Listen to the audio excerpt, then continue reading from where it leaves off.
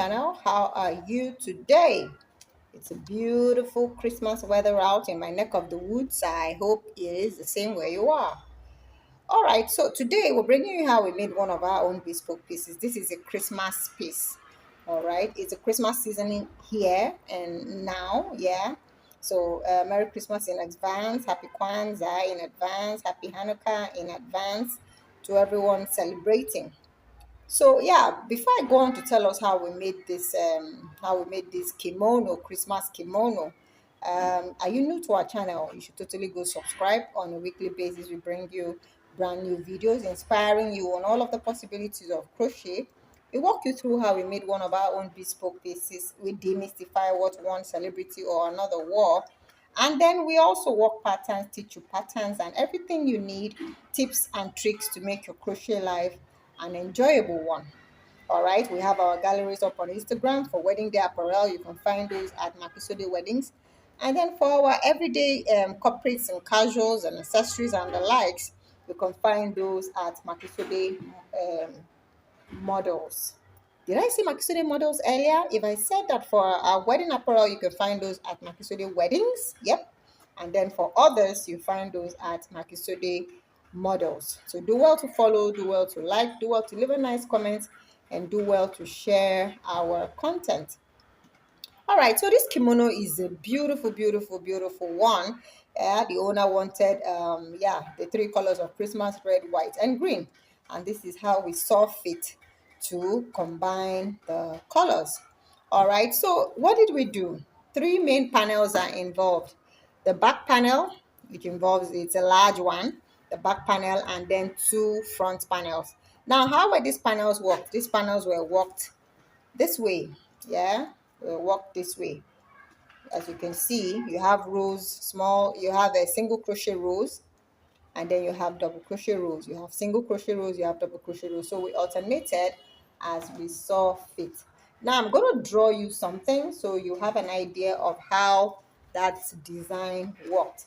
So to create solid stitches and solid foundations, solid posts, for our mesh designs, essentially there's a little something that we usually do.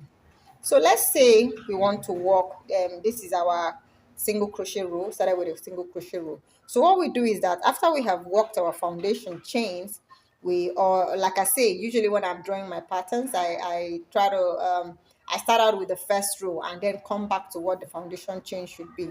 So if the first row is something like this, single crochet, right? And then your number of chains, 1, 2, 3, 4, 5, because we use 5 chains here.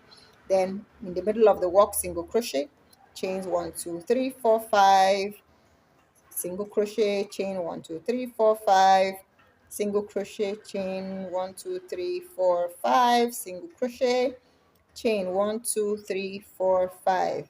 And then finally, this is the end of the row. So you're going to work this to the end of the row.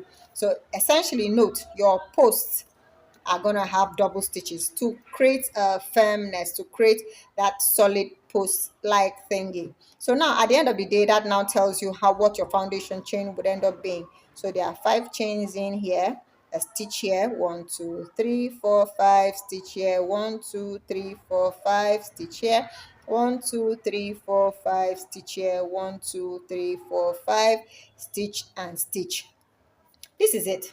So if you're working a double crochet row, similar thing. So now note that for the single crochet rows, your turning chain is 1.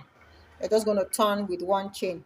And then for your double crochet rows, you have to use three chains. Some use 2 chains and it works for them, but you can use 3. Now, depending on how loose your chains are, it will now determine how your patterns come out. So back to our work.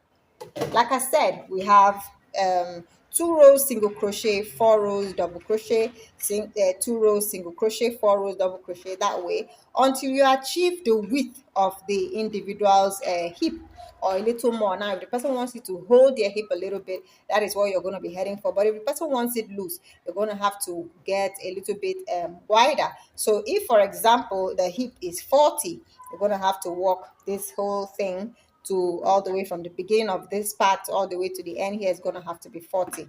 Now up front, the panels up front are going to be worked similarly, right? You're going to work your 2 rows of single crochet, 4 rows of black of a double crochet, yeah. But you're not going to divide it exactly into two.